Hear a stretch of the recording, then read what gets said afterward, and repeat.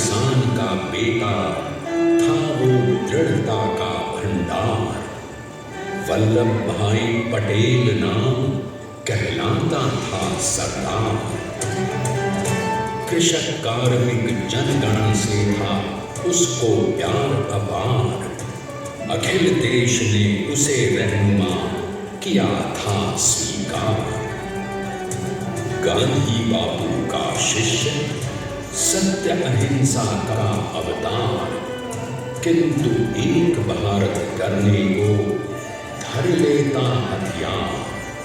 लौह पुरुष संबोधन था वो लोहे की दीवार। तेज पुंज तुम, शक्तिपीठ तुम, बल का सागर अपरंपार। ऋणी देश का नम्र नमन तुम स्वीकारो सम्मान।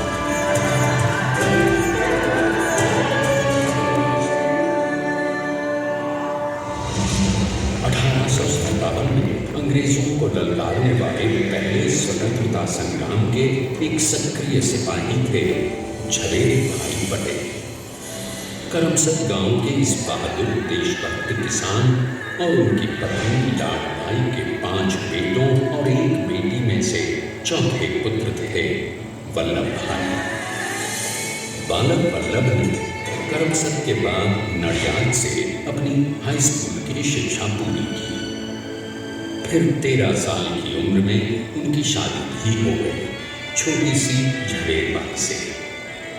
2 बच्चों, बेटी मणिबहन और बेटे टाया भाई को जन्म देने के बाद झवेर बाई असमय ही चल बसी। सदी बदलने और 20वीं सदी आने पर उनका जीवन भी एक चमत्कार की तरह बदला। पीडर का इम्तिहान पास करके वो वकालत करने लगे। पहले गोधरा, फिर आनंद और उसके बाद अहमदाबाद में। मगर जल्द ही वकालत छोड़कर वो बैरिस्टर बनने की इच्छा से इंग्लैंड चले गए। लंदन में बैरिस्टरी में अव्वल आने और वजीफा जीतने वाले वो अनोखे भारतीय थे। अब तो अहमदाबाद की वरिष्ठ अदालत में बैरिस्टर पटेल की जिरह और जीतों की धूम मच गई।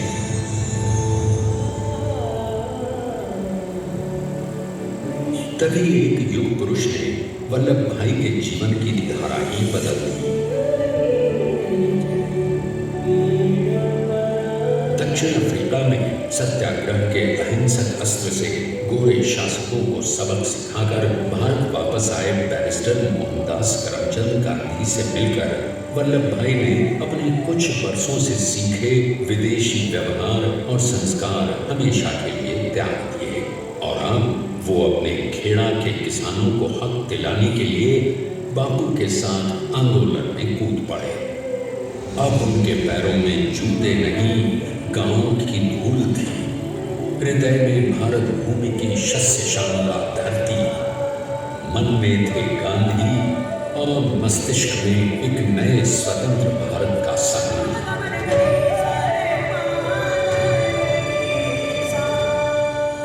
तभी बारडोली के मजबूर मजलूम किसानों की यातना का समाचार उनके पास पहुंचा। तुरंत वल्लभ भाई वहां पहुंचे और यूं शुरू हुआ भारत का सबसे बड़ा और सफल किसान आंदोलन बारडोली। वल्लभ भाई ने बारडोली के 87,000 किसानों को ऐसा अटल अडिग अचल मनोबल दिया कि अंग्रेजी सरकार हिल गई और 1 बरस के बाद उनका लगान माफ कर दिया गया। अब तो पूरे देश में लोग वल्लभ भाई के नाम की कसमें खाने लगे। स्वयं महात्मा गांधी ने कहा, अब वल्लभ भाई मेरे शिष्य या साथी नहीं, सारे देश के सरदार हैं और देश को मिल गया एक अनोखा असरदार सरदार।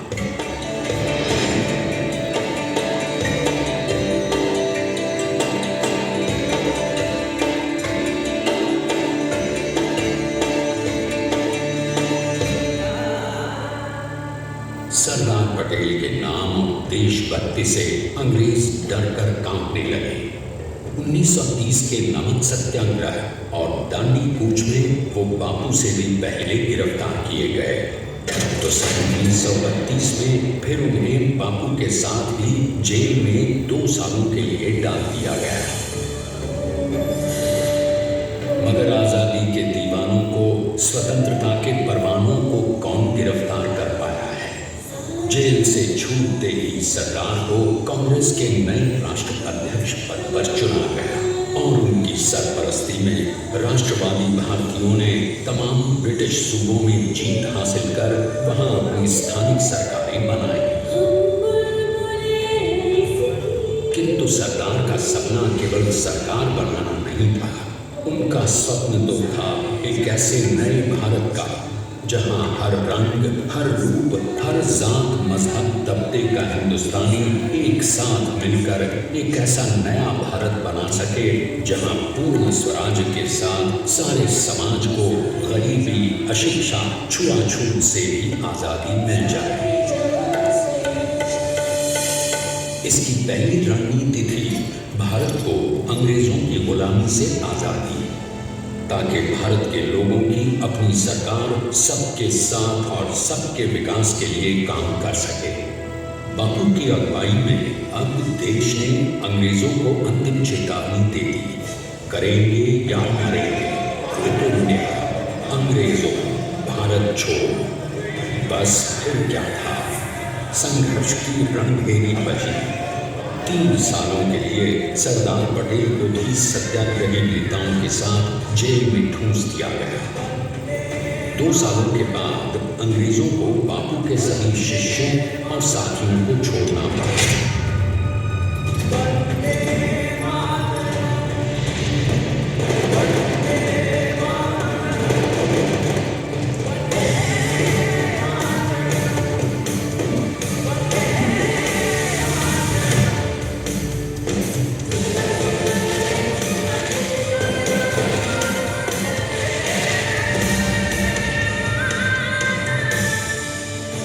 स्वतंत्रता के स्वप्न के सच होने के साथ अब सरदार पर कई एक नई जिम्मेदारियां थीं। आने वाली आजादी की तैयारी और एक नए भारत के लिए नए लोकतांत्रिक संविधान की संरचना। जैसा उनके साथी ने खुद कहा था, सरदार ने ही 6वीं हथौड़ी लेकर एक नए भारत को उकेरा है।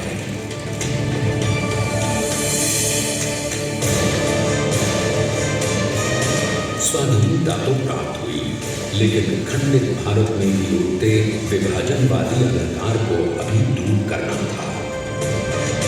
जब देश के खंड खंड होने का भय उत्पन्न होने लगा, तो सरकार ने निर्भय होकर खुद अपनी केंद्र सरकार और साथियों को भी चुनौती दे डाली और जम्मू कश्मीर को बचाने के लिए सारे देश का आकाश वायुयानों से भर गया।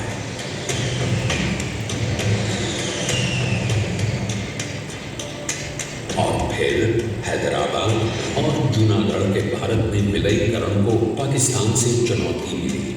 सरकार चाहते थे कि देश की 1 इंच धरती अब और विभाजित नहीं होनी चाहिए। नए भारत को एक करने के लिए समझा बुझाकर, मना कर 565 रियासतों को सरदार ने अपनी सूझबूझ, सदाशयता, संबल से एक नए स्वतंत्र भारत का अभिन्न अंग बना लिया। हमारे इतिहास में अखंड भारत के पुरुषार्थ का ये एक महानतम अध्याय है। जैसा उन्होंने स्वयं कहा था, हमें नए धागों को पुराने ताने बाने में ऐसे पिरोना है कि एक दूसरे में गुंथ जाए और बेहतरीन बनावट वाला एक नया भारत उभर कर सामने आ सके। अंततः अपने वज्र दृढ़ संकल्प से एक नया विराट विशाल एक भारत श्रेष्ठ भारत बनाकर दिखा ही दिया सरदार ने। संसार के सबसे बड़े प्रजातंत्र के शिल्पी को प्रणाम करने के लिए देश ने बनाया है ये समर्थ स्मारक। स्वाधीन भारत को समर्थ भारत में बदलने वाले सरदार पटेल को समर्पित प्रेरणातीत भी है। प्रधानमंत्री श्री नरेंद्र मोदी के नेतृत्व में बनी विश्व की इस विशालतम प्रतिमा के सामने आकर सारी दुनिया जैसे स्वयं ही नतमस्तक हो जाती है।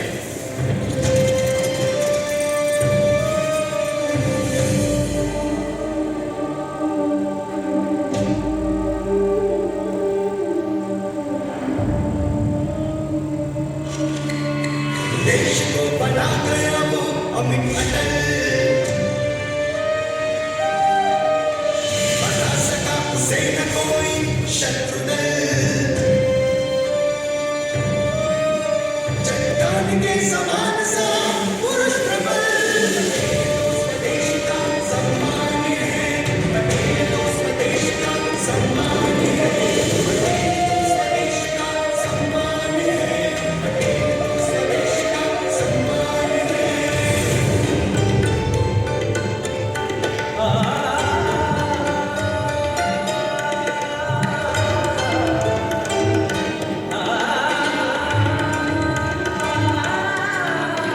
ऊंचाइयां आकाश को छुए उन्हें,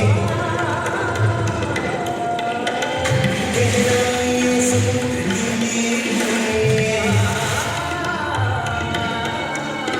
कदम अनेक जमीन पर जमे हुए, पटेल अपनी आन बान शान है, पटेल अपनी आन बान शान है। स्वदेश का सम्मान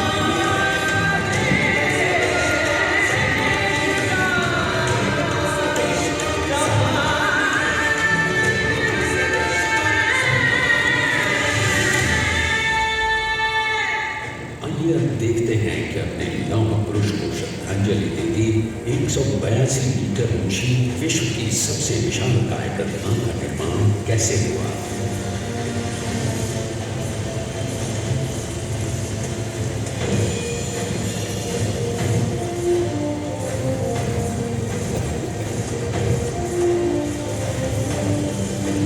गगनचुंबी इस अद्वितीय अभूतपूर्व प्रतिमा को बनाने के लिए सबसे पहले नदी पर 4,500 क्यूबिक मीटर का राफ्ट बना और फिर सीधा 600 फीट का कंक्रीट का कोन बनाया गया।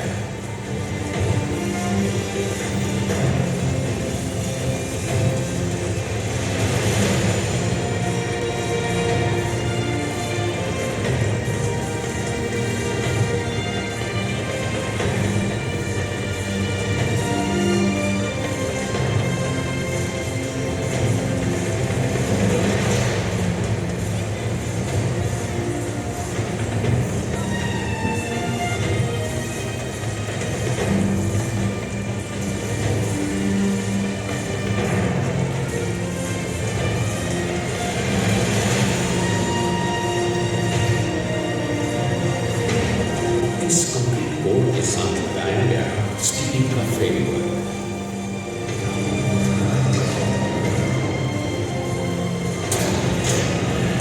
फिर इस फ्रेमिंग पर 6,500 ब्रॉन्ज के पीसेस लगाए गए।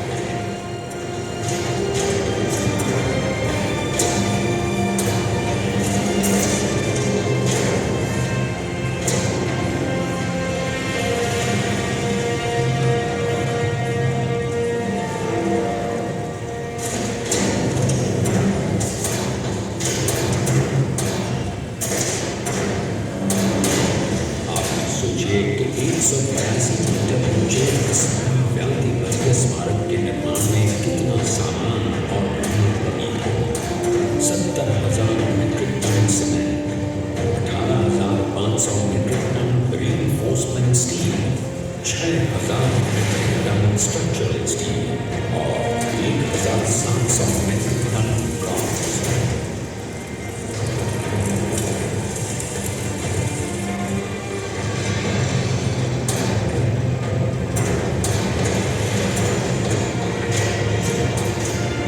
स्टैच्यू ऑफ यूनिटी आज एक वर्ल्ड आइकॉन है और इसे मुमकिन बनाने में एक सेकंड भी ब्रेक लिए बिना देश भर की टीम्स ने 24/7 काम किया।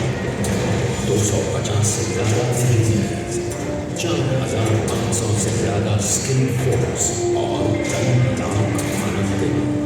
हम गर्व से कह सकते हैं कि कुल मिलाकर स्टैच्यू ऑफ यूनिटी के निर्माण में 95% माल सामान, मजदूर, इंजीनियर्स और एक्सपर्ट्स थे भारतीय। जानते हैं कि 182 मीटर ऊंची इस भव्य प्रतिमा को बनाने में कितना समय लगा? डिजाइन के लिए 12 महीने और निर्माण के लिए 34 महीने, यानी कुल मिलाकर केवल 46 महीने।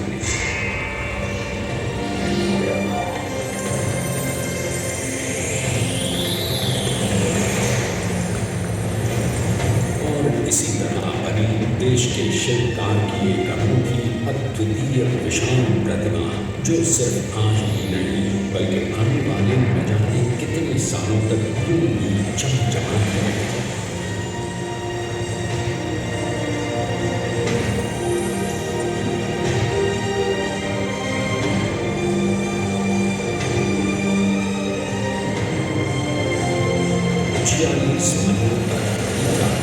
बिना रुके एकजुट होकर न जाने कितनों ने परिश्रम किया और उनका साथ दिया भारत की 125 करोड़ जनता ने। और तभी मुमकिन हो पाया एक ऐतिहासिक निर्माण जो आज कहलाता है भारत की नई पहचान, स्टैच्यू ऑफ यूनिटी, विश्व की सबसे ऊंची प्रतिमा।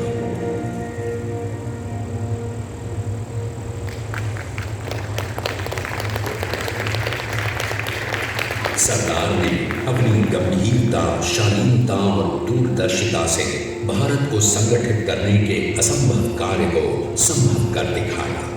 आइए आज हम सब उन्हीं की महिमा में विश्व के सामने एक उदाहरण रखें, क्योंकि ये ही भारत को श्रेष्ठता के मार्ग पर ले जाएगा। हमारा कर्तव्य ये है, हमें निश्चय कर लेना चाहिए कि हमें हिंदुस्तान में जितने लोग हैं सबको मिल के भाई भाई की तरह रहना। स्टैच्यू ऑफ यूनिटी एकता की प्रतिमा और श्रेष्ठता का प्रतिबिंब है। एक पहल है इस अखंड भारत को श्रेष्ठ भारत बनाने के सपने को पूरा करने के लिए। एक पुकार है हम सबको एकजुट होने के लिए। एक आंदोलन है भारत को सबसे आगे ले जाने के लिए, श्रेष्ठ बनाने के लिए। आपके योगदान और विश्वास से ही बनेगा एक भारत, श्रेष्ठ भारत।